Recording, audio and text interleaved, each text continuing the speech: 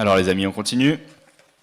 On va clôturer le sermon sur le mont des Oliviers aujourd'hui. On l'a fait en 4 sessions.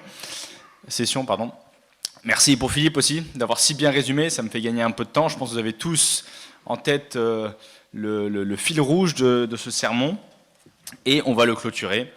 Un texte, vous allez voir, beaucoup plus simple d'interprétation que celui que j'ai eu il y a 3 semaines.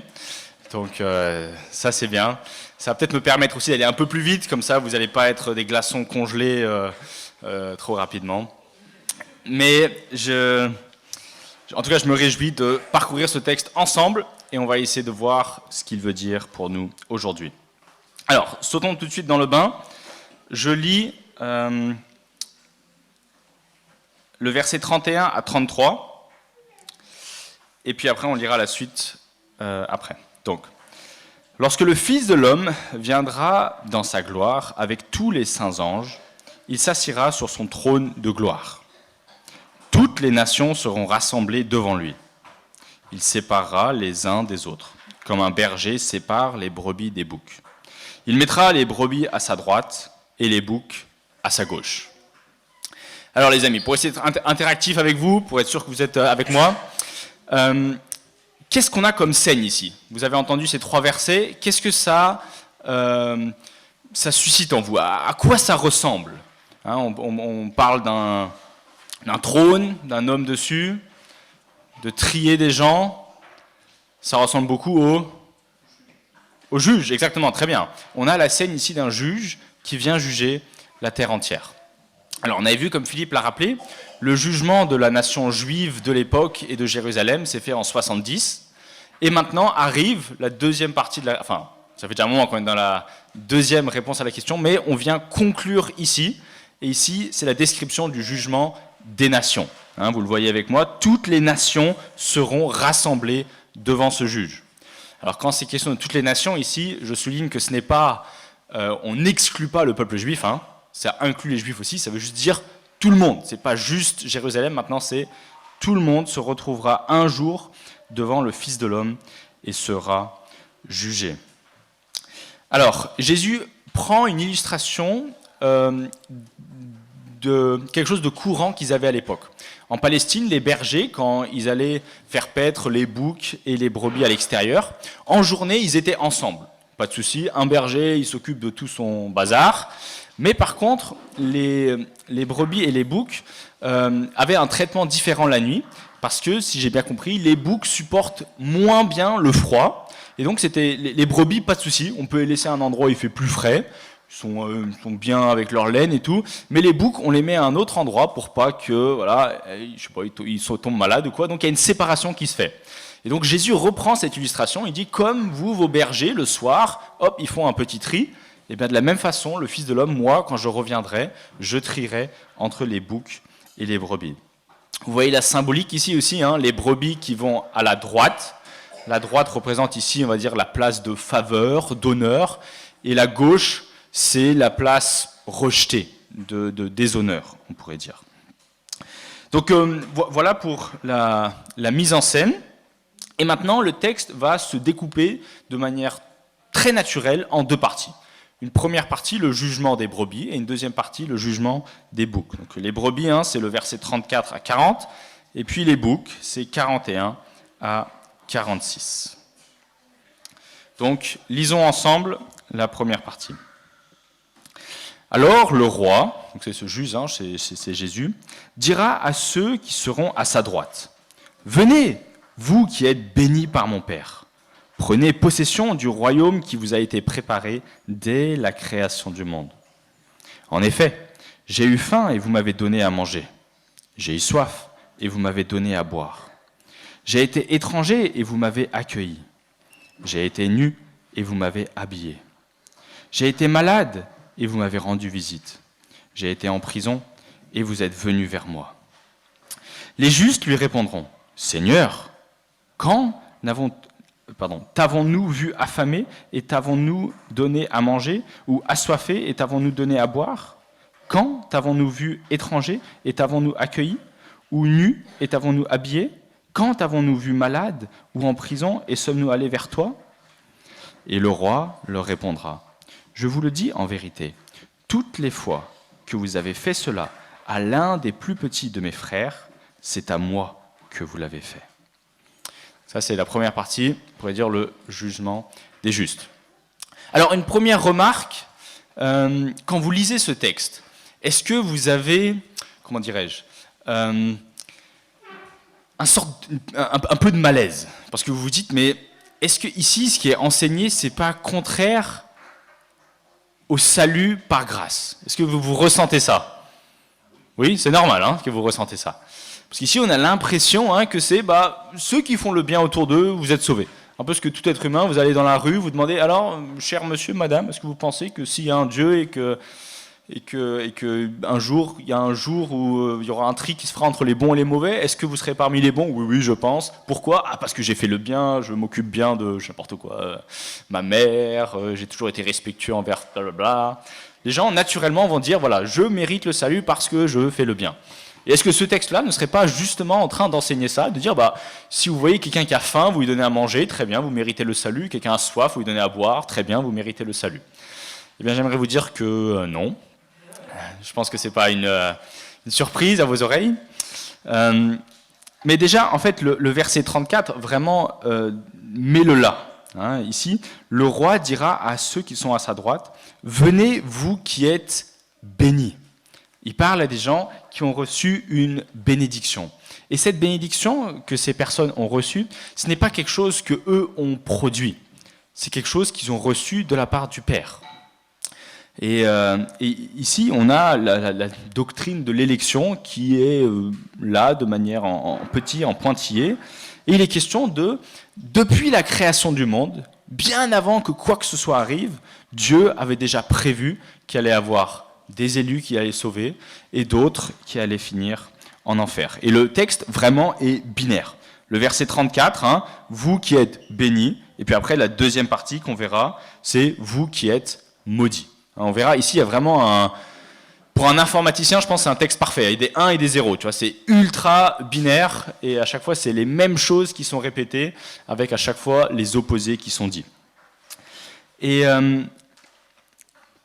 je pense ici, ce que le texte est en train de souligner, c'est que nous sommes sauvés par grâce, nous sommes bénis par le Père, mais on le sait très bien que ceux qui ont reçu la grâce montrent leur nouvelle naissance, leur nouvelle vie par des œuvres.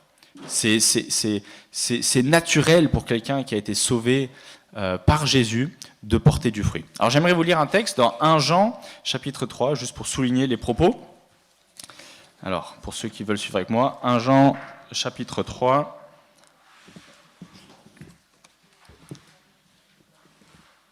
à partir du verset 16. « Voici comment nous avons connu l'amour. Christ a donné sa vie pour nous. Nous aussi, nous devons donner notre vie pour les frères et sœurs. Si quelqu'un possède les biens de ce monde, voit son frère dans le besoin et lui ferme son cœur, comment l'amour de Dieu peut-il demeurer en lui? Petits enfants, n'aimons pas en parole et avec la langue, mais en acte et avec vérité. Par là, nous saurons que nous sommes de la vérité et nous rassurerons notre cœur devant lui. En effet, même si notre cœur nous condamne, Dieu est plus grand que notre cœur et il connaît tout. » Donc il est clair ici dans ce texte que on ne peut pas dire « cher frère, chère sœur, je t'aime », mais ne pas agir en conséquence. Si un frère est dans le besoin et qu'on lui dit qu'on l'aime, mais qu'on n'agit pas en lui donnant à manger, en lui donnant à boire, eh bien c'est contradictoire. L'amour de Dieu, c'est une preuve comme quoi elle ne réside pas en nous. Et donc je pense, Matthieu va clairement dans ce sens-là et est en train de dire, en fait, c'est par les œuvres qu'on voit qui sont les vrais chrétiens, et ces vrais chrétiens sont ceux qui sont bénis par le Père, et c'est ceux qui seront sauvés. Alors, petite question d'interprétation ici pour vous les amis. Il est question dans ce texte de faire du bien à qui? Je ne sais pas si ma question elle est précise ici. Il est question de donner à manger, donner à boire, vêtir, visiter en prison, voir les malades. Et les frères et sœurs. Donc, plus précisément, les chrétiens. C'est important à préciser ça, les amis. Alors, le texte est nullement en train de dire qu'en tant que chrétien, on ne devrait pas avoir de l'amour pour tout le monde, pour tous les êtres humains. Bien sûr, le sermon sur la montagne est très clair là-dessus, on veut aimer notre prochain. Mais le texte, ici, a une emphase sur les frères et sœurs de Christ. Est-ce que quelqu'un le relève ici? Verset 40. Stéphane, tu veux bien de dire à haute voix? Ah pardon, je vais le lire là. Donc je le lis alors. Je vous le dis en vérité, toutes les fois que vous avez fait cela à l'un de ces plus petits de mes frères, c'est à moi que vous l'avez fait. Et donc je pense, les amis, ça devrait être un encouragement pour nous. Parce que votre frère ou votre sœur est uni à Christ par la foi, à chaque fois que vous faites du bien à votre frère ou à votre sœur, c'est à Christ que vous le faites. Vous entendez ce qui est dit ici? Bien sûr, on ne peut pas appliquer ça comme ça pour le non-croyant, même si on est appelé aussi à faire du bien aux non-croyants. Ce n'est pas du tout ce qu'on est en train de rejeter. Mais il y a clairement une hiérarchie d'amour, on pourrait dire. On est censé d'abord, dans un premier temps, aimer Dieu de tout notre cœur, toute notre âme, de toute notre pensée. C'est ce qu'on doit aimer le plus. Et après, si je peux donner une hiérarchie, sûrement le prochain, c'est pour ceux qui sont mariés, c'est votre époux, votre épouse. Puis après, c'est sûrement votre famille rapprochée. Après, c'est les frères et sœurs dans l'église. Et après, c'est le reste du monde. Il y a une pyramide comme ça, d'intensité, d'amour, on pourrait dire. Et ici, on est sur le niveau de l'église des frères et sœurs. J'aimerais soulever aussi que, est-ce que vous avez l'impression que ces choses-là sont difficiles à faire? Est-ce que vous avez l'impression que ça paraît insurmontable? Pas du tout, Je dirais même, je ne sais pas si vous avez remarqué, mais il est question d'être en prison, et il n'est pas question de délivrer la personne, de la sortir en prison. Il est juste question d'aller la visiter. C'est assez simple. Il est question d'être malade ici. Est-ce qu'il dit « Ah, j'ai été malade et vous êtes venu avec des médicaments et vous m'avez guéri ?» Non, c'est pas ça qu'il dit.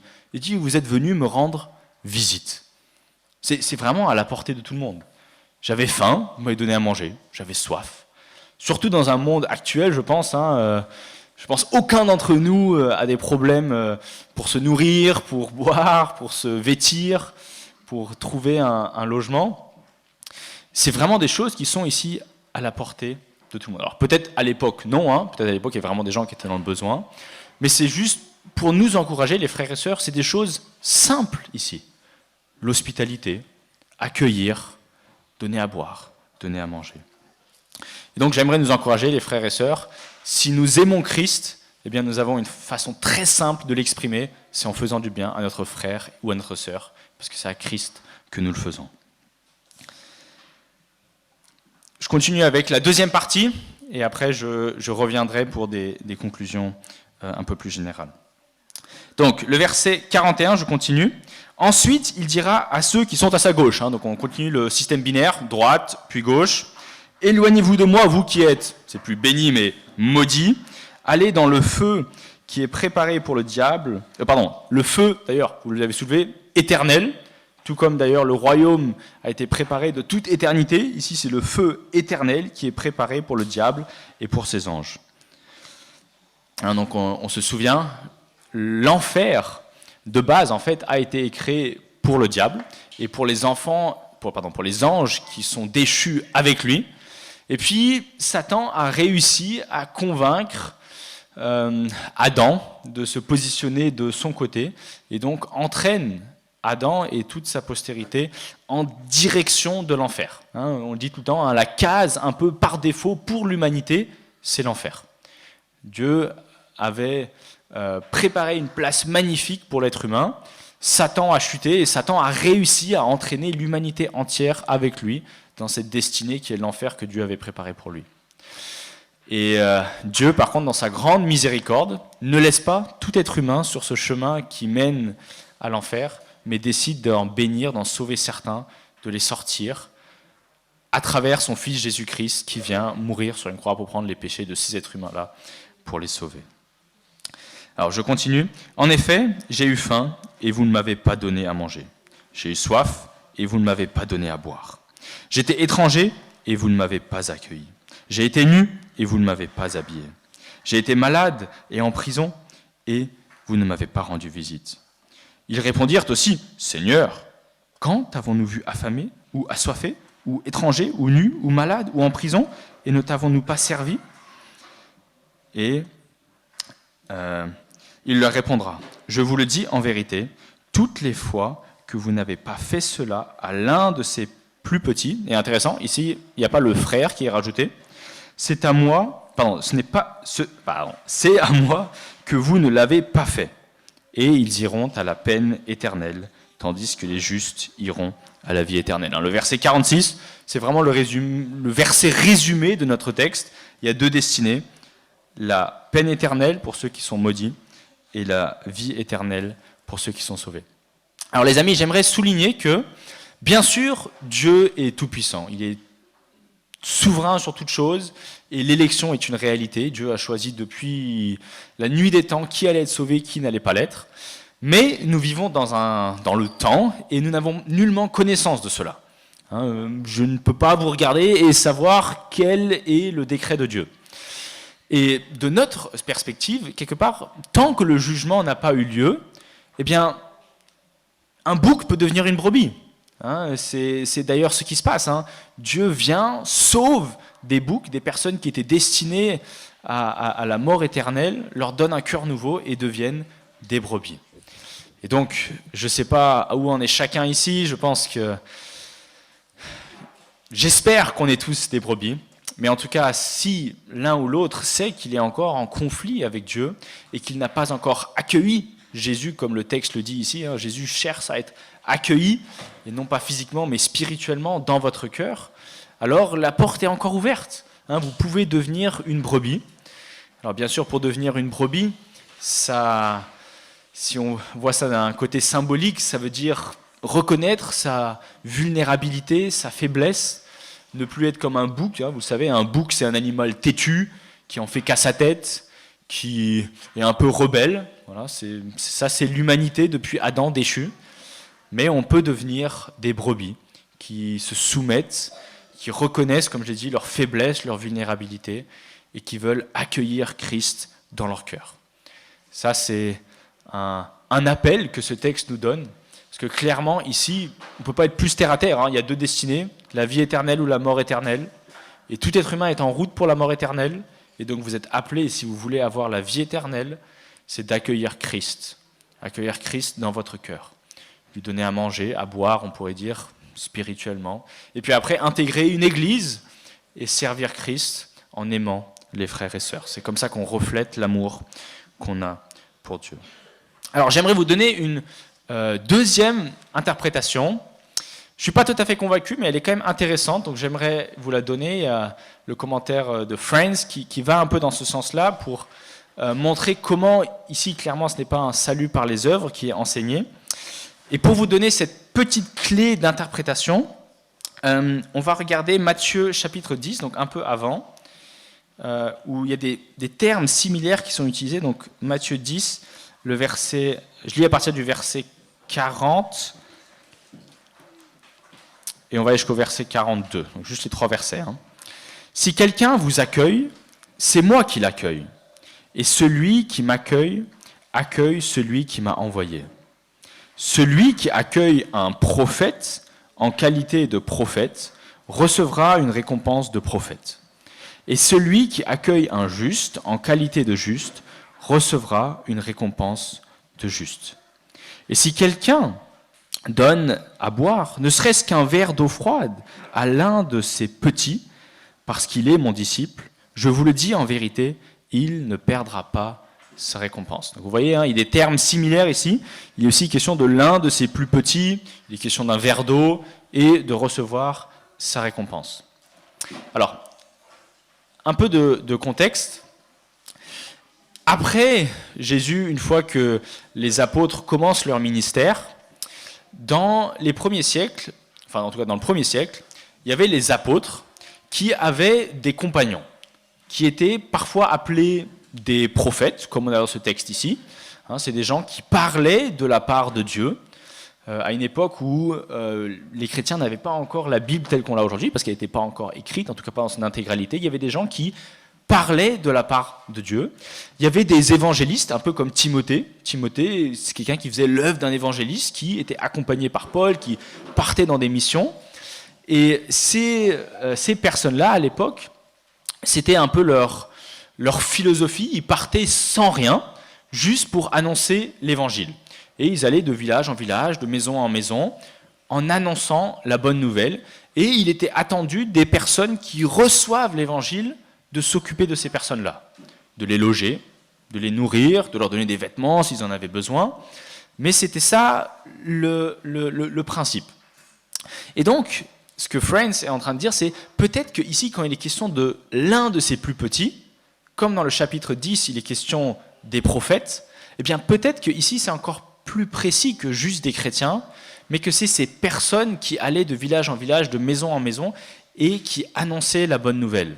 Et donc, quelque part, recevoir ces personnes-là qui annoncent l'évangile, c'est pas juste accueillir une personne et s'occuper d'elle physiquement, mais c'est recevoir la parole qu'amène cette personne. Hein, vous comprenez ? Et donc, quelque part, ce serait de dire que ces personnes qui proclament l'évangile, il y a à la fois ceux qui les accueillent, qui reçoivent la parole, qui s'occupent d'eux, qui les nourrissent, qui les habillent, et il y a ceux qui leur ferment la porte au nez, qui ne les nourrissent pas, et donc qui rejettent aussi la parole de Dieu qui leur est annoncée. Voilà, c'est juste une interprétation de plus. Moi, ce qui me dérange un peu, c'est que dans le texte ici, le mot ni prophète ni évangéliste n'est pas donné explicitement, mais j'entends la passerelle qu'il y a dans le chapitre 10, donc voilà, c'est une hypothèse. En tout cas, ce qui est sûr, c'est que ce texte n'enseigne nullement un salut qui serait mérité, mais ici, le « en effet » du verset 35, hein, « en effet, vous qui m'avez donné à manger, à boire » est descriptif, c'est pas causatif, c'est pas parce que vous donnez à manger, vous donnez à boire que vous êtes sauvés, mais c'est parce que vous êtes sauvés et que vous êtes bénis que vous allez donner à manger et que vous allez donner à boire. Voilà.